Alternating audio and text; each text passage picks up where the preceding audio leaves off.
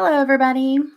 We're live. I'm going to give just a few seconds to let everything kind of get going here, let everything percolate. So, welcome.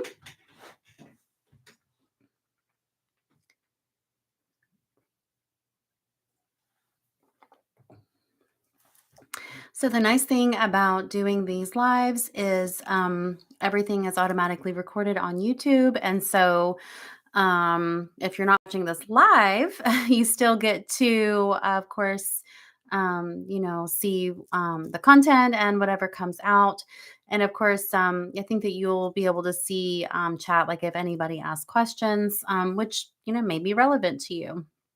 Um, and of course, if something is recorded live, there is like a live tab where all the lives that had been broadcast and then were recorded will be under the live tab. But then I also can download this video, edit out a little bit of this stuff, this chatter, and then put it on my videos tab as well. So you might see, multiple kind of very similar videos on the live on the video tab. But the one under the video tab has just been edited down a little bit just for efficiency. So, all right. So, I really, well, let me introduce myself. Here I go, rolling in. My name is Malia, and I am with Inner Perfect.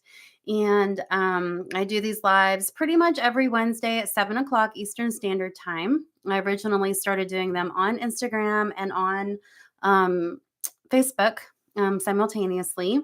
And then I finally decided that I just wanted to move these over to YouTube because what I was doing is I was taking those recorded videos once the live was done from social media, editing it, putting it on YouTube. So yeah, I'm just trying to streamline a little bit.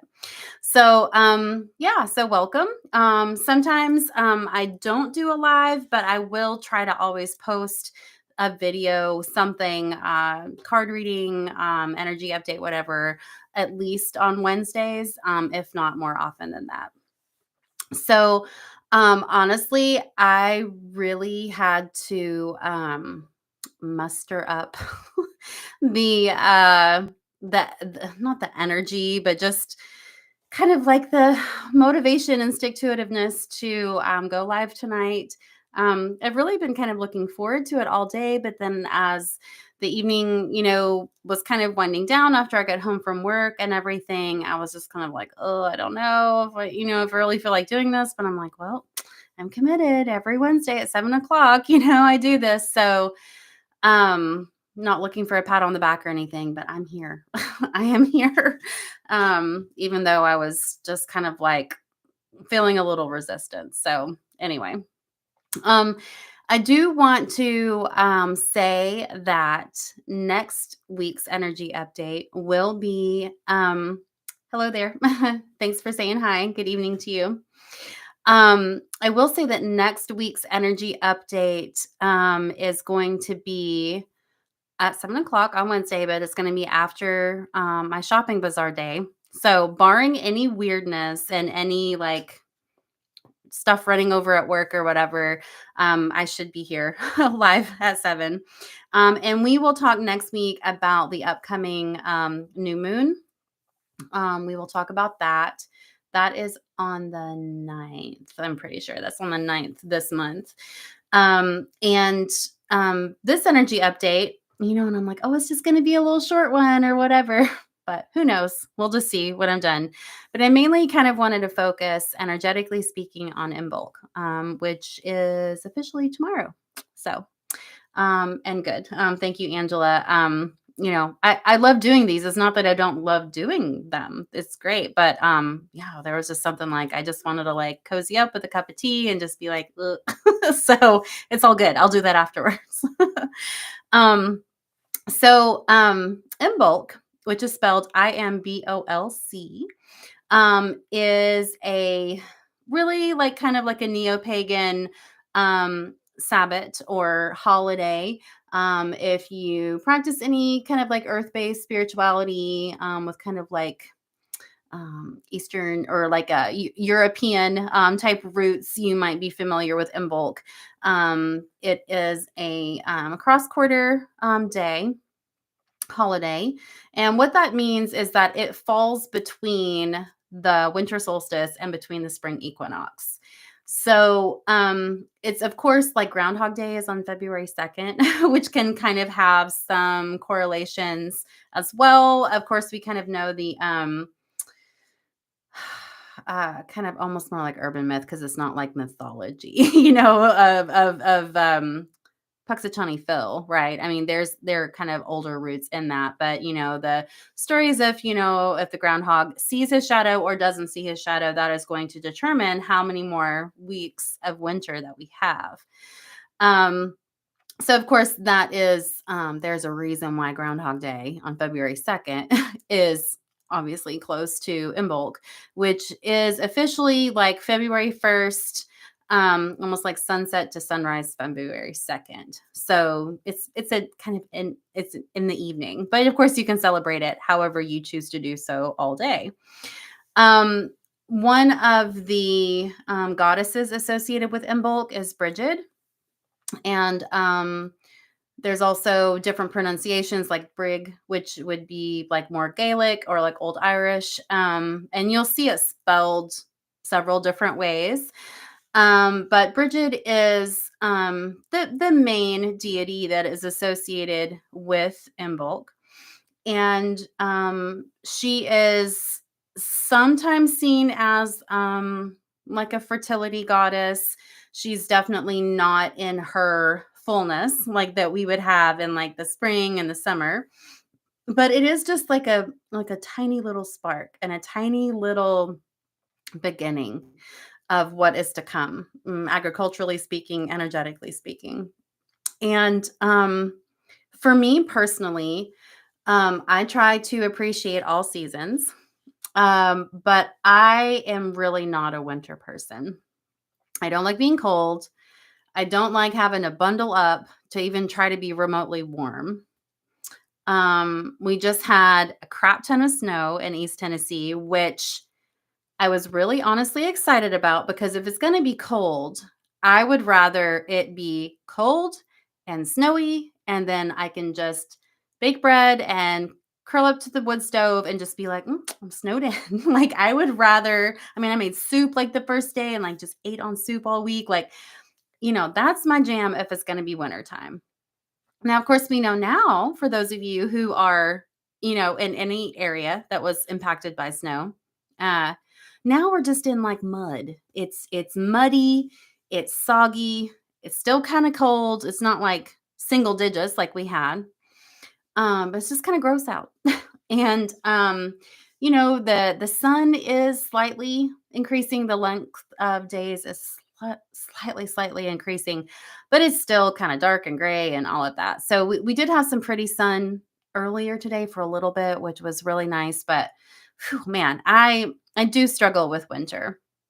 But when we kind of come to Imbolc, we kind of come to this halfway point, like I said, between the winter solstice and the spring equinox.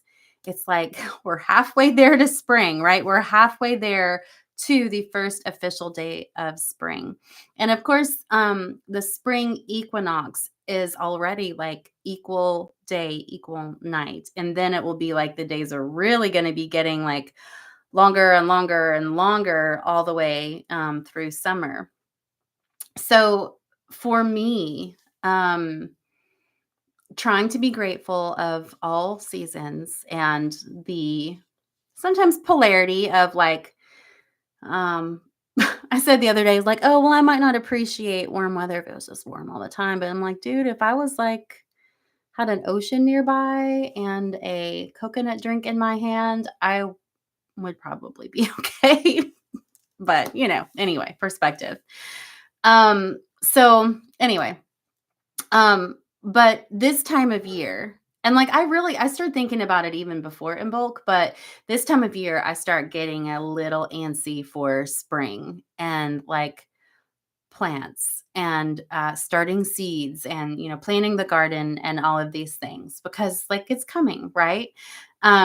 I know when I first started growing things for a garden, and it was, it would have been like some tomatoes and like some herbs and stuff when I very, very first started like container gardening a long time ago. The first year or two, I was so eager and so excited to start my little seeds. I probably started them like right after New Year's because I'm like, well, I'm just going to get them started and I'm just going to get these things nice and healthy and then I'll transplant them, into my garden when it's ready. Well, they started, they sprouted, but I don't, if you do any gardening or seed planting or things like that, like there's something that's called like when a plant, like a seedling gets leggy. And it's just like it gets kind of like, it starts and it's like, yay, I've emerged, new life, and then it start like reaching for like light, and it gets like really kind of spindly and weird, and it's not strong. It's not really gonna thrive in that state. And this was many, many years ago, like I didn't have like grow lights or anything like that. I mean, this was like trying to just like put them in the, where they could get some daylight through the window in the hallway, for, a little bit. So anyway, yes, those seeds will germinate. I mean, you can get seeds that germinate like in all kinds of ways. But to really optimally not only germinate but grow, have healthy roots, have that healthy first structure of the stem, which of course is how it's going to take all of the nutrients, water, up until its leaves and all of that. Like, you really need certain optimal environmental things to really, for that plant to turn into a very healthy plant and to really thrive. So unless you have, a greenhouse that has heat in it, light that is going to supplement the shorter daylight that we still have now, and the time and environment for starting those seeds right now for your outdoor garden, which is still going to be in a couple months, then it's probably not quite time to start those yet. Even though we're feeling a little antsy, we're really feeling like I'm ready because we're ready for spring, right? And so, yes, like what I've just said is, I guess, like my experience and like kind of practical advice, maybe regarding seed starting and gardening, but it can also be looked at as an analogy for kind of where we are energetically right now.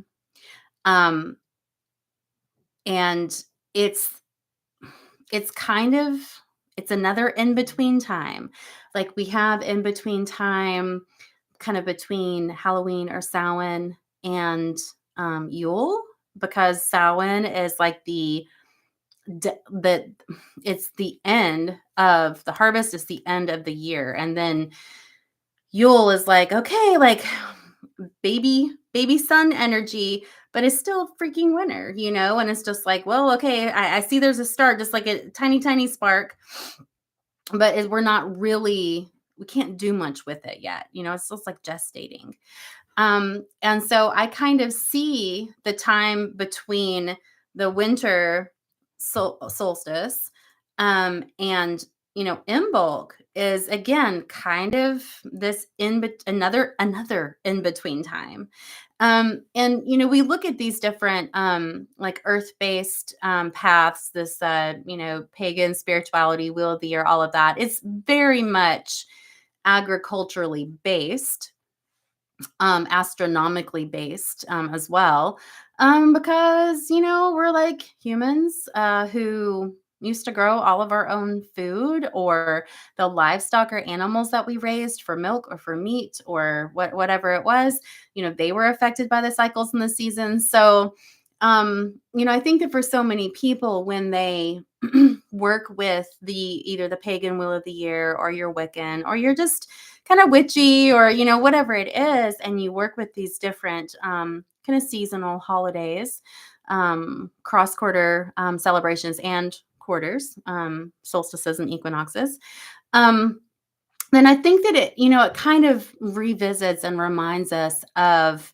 things that our ancestors did, It helps reconnect us to those cycles and those seasons, because modern life, modern technology, and all of that, although there can be some fantastic innovations, we have for quite some time really kind of gotten away from being of the earth, right? So it's a way for people to connect, to remember. And if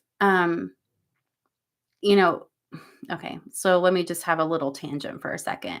So you may have ancestral memories of honoring different um, energies, cycle seasons, like your ancestors did, as a group or a clan or a tribe or whatever. You may have some of that memory and energy stored in your DNA. And obviously, this is like northern hemisphere, okay? Because whereas we're experiencing winter right now, if you're in Australia, if you're in South America, or like in Africa, it's the opposite.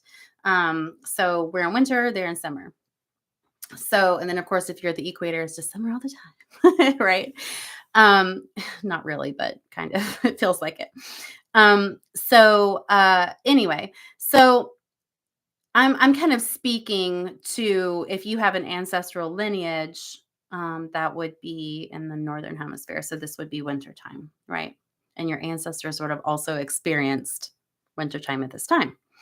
So this is my tangent. That was the prequel to the tangent, tiny tangent. So this is something that I believe or understand about memories stored in our DNA, ancestral lineage, all of that.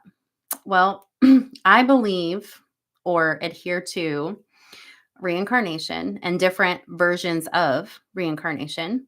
I pretty much think, believe, feel that uh, in the grand scheme of things, time is not linear. We can go back through like our like pedigree with ancestors, our parents, our grandparents, our great grandparents, and all that, and then obviously kind of like how that timeline works. We can have different dates and times that would be in the past, correct, right? But when we're really talking about energy and we're really talking about all of the potentials and the possibilities of like who we are as this little like soul spark, this tiny little fragment of the universe, time is really not linear. And so there is a very likely possibility that everything is kind of simultaneously happening. So whether you see that as timelines, kind of that concept, or parallel realities, or the multiverse and Marvel speak, there are uncountable, unlimited possibilities, potentials, not just in realities, not just in viewpoints or vantage points, but also with like your lineage, who you are. Your DNA on a physical level in this timeline, where you come from, where your ancestors come from. But there's also the whole many other layers of, well, who were you in a quote unquote past life? What other versions of you and experiences are you having that are uh, not even an earth being, right? Or you're not a human. Maybe you're some kind of mishmash of human, or you're an animal or a cloud, and for 3 minutes, whatever it is, we're energy. So this is not to I'm not saying this to discount or get a get out of jail free monopoly card, when it comes to cultural lineages and wisdom that is passed down through generations and families and practices and all of that. But it is also acknowledging that yes, we are humans. I'm a human right now. That is my experience. I'm assuming y'all are too. But this is really, when we look at the really, really big picture, this is the universe experiencing itself as, us as our own individual beings. And that we really have access to so many experiences, so many memories, so many lineages, so many um, aspects of everything that is, not even just on our planet, So I'm not trying to be like, yeah, I'm being cosmic, but I'm just saying like you can kind of like get your brain tangled in a knot if you think about it too hard. You just kind of have to relax into it. So th- that is all to say that let's say that you do not have physical DNA lineage, ancestral memory stored in in your cells, of this time being wintertime, of lighting a fire, to still bring in more sunlight. You know, blessing your milk bearing livestock at this time of year. Asking Bree to come in and or Bridget to come in and bless the fertility of your animals, right? Maybe that's not in your ancestral memory, but if you feel drawn to work with these energies, and you can even look at more you know the story, the mythology a as a story, and as an analogy for the energies that you're wanting to work with, that you're experiencing. um I feel that that's true, what really resonates and what is true to you.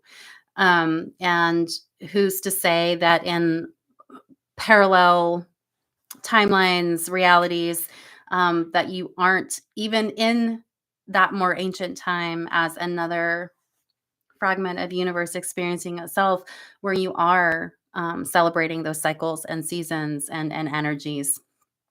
So that's kind of my take on that. I'm not trying to get into like a big talk about all of that. I think I have done that before. I'm not sure if it's been in my lives, but definitely in my classes. But however you're working with the energies of Imbolc, whether it is more like archetypal energies, or it's more literal energies, or it's more recreating things from your ancestral line, like it's all good. It's all good because our human experience is just a tiny little, just a little blink in reality and time. And yeah, so Imbolc, for somebody who's like vegan or doesn't do animal milk, um, I'm sure you can substitute something else as an offering to Bridget, but buttery things, milk, sheep's milk, cheese, all of those things are appropriate, like altar type offerings. If you're wanting to celebrate, or maybe make, something for the holiday. But to me, regardless of what you do or how you celebrate, or if you don't at all, just really kind of checking in with where at the halfway point between winter, the solstice, and spring. Like we're halfway there, which to me is very heartening. To me is very um, helpful to quote unquote get through winter. And I definitely feel by this time, by the beginning of February, which is tomorrow, um, that now I'm like, okay, I'm officially ready to start dreaming up my garden, making the plans, getting the seeds, inventorying, what I have left over from last year, what I saved, whatever. Um, and then getting ready by the end of the month to get some little seedlings going. And depending on what agricultural zone you're in, depending on if you have heat, additional lighting, all of these things, a greenhouse, whatever, like, yeah, you could you could have started seeds 2 months ago, I guess, like, right. But just for me, just kind of like working with our area here in East Tennessee, and with not only heat and light, but then also with the energetics of, we're still in winter, but spring is coming. Then that's why I choose to kind of let myself finally start planning for seeds for garden, and then get them going by like the end of the month or the beginning of March.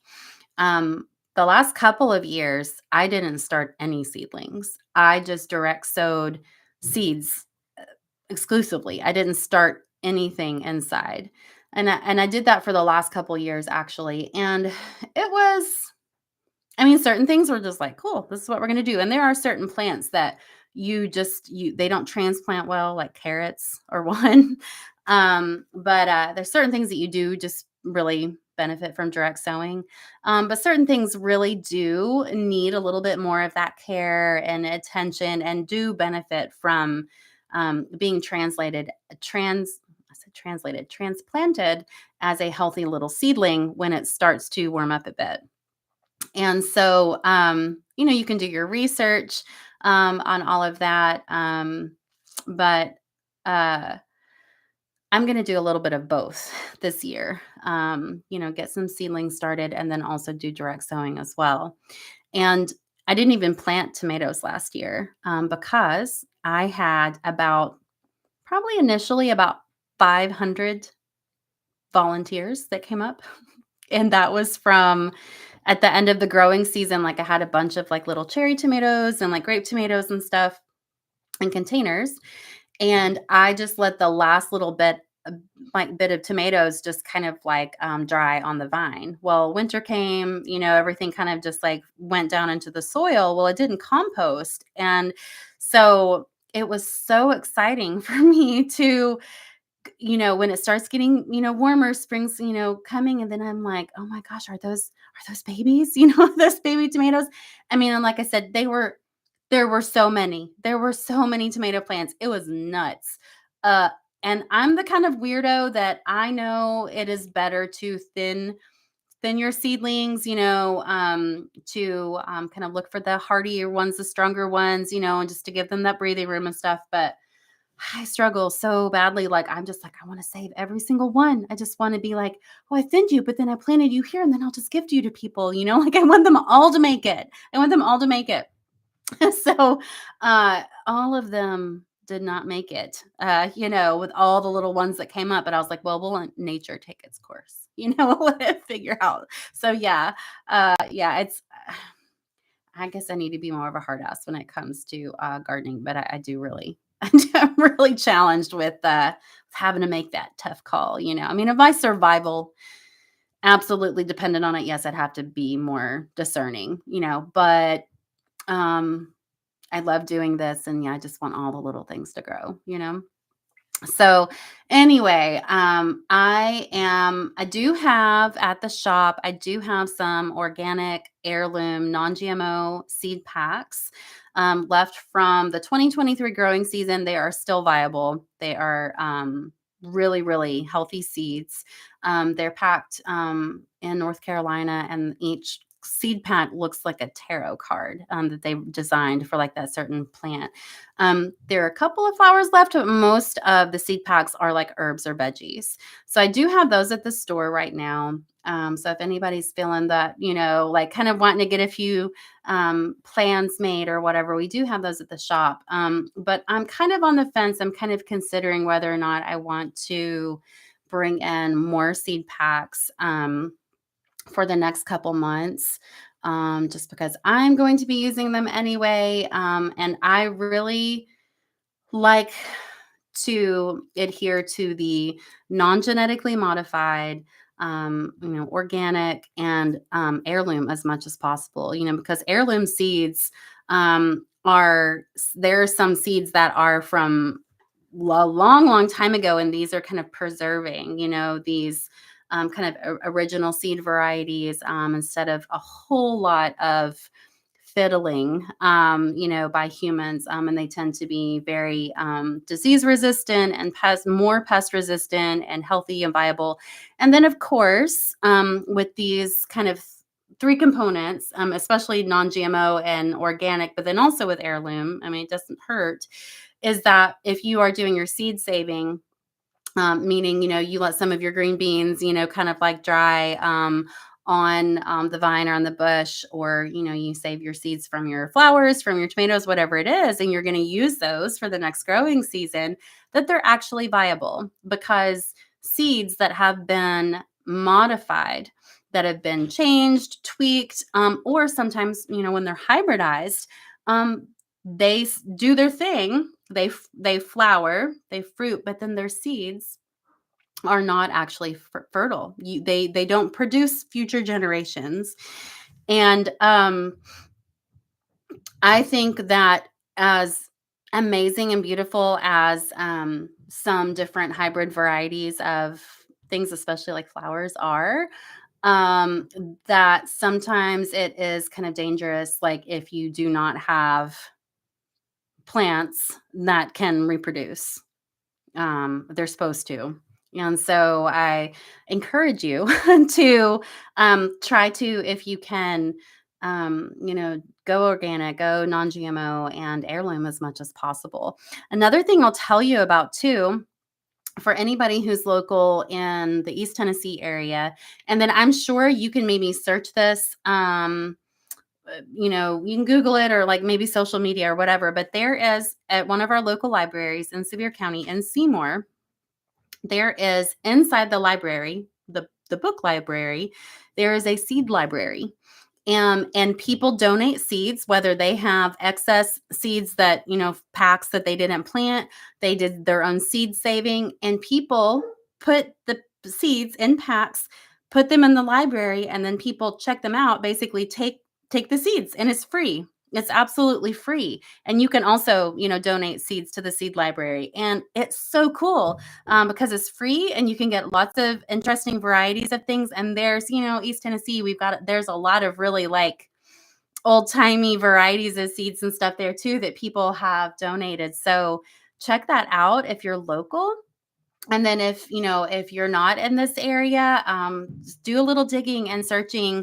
It could be like the agricultural extension office, like one of our local greenhouses. Stanley's actually did a seed swap a couple days ago too. So you'll be able to find maybe resources where you can not only get some free seeds, because I know like when I've the organic, the non-GMO, those are a little like more expensive than like going to the Dollar Tree and getting seeds. They're also going to be a lot more viable. If you're like, I planted the biggest garden ever or whatever, like you can spend a bit of money. So anything helps. But then of course pay it forward. Pay it forward and share some seeds, if you have excess as well. So anyway, those are my Imbolc musings, my Imbolc thoughts. And even though we've talked about maybe some very practical things this evening, as far as gardening and starting seeds and all of that can be metaphor for your life too. All of this information, right? And so maybe take that into consideration as we're feeling maybe a little bit of seasonal depression, a little bit of like low energy, whatever it is, in this kind of other in between time. But know that there are things that you can do, whether they are things that are more like close to home, that are more introspective, that are more in still that kind of hibernating, planning type energy that, before you know it, spring is going to be here. And whether you're going to do a garden, whether you're going to just get out and travel and enjoy the warmer weather, explore, or you have certain goals that you're really wanting to put into motion.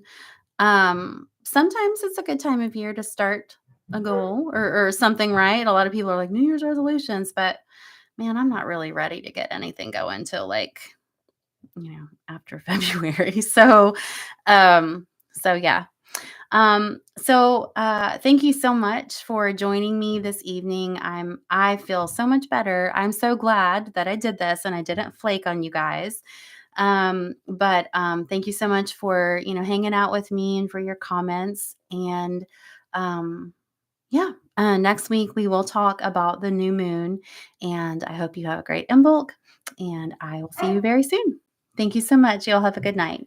Bye bye.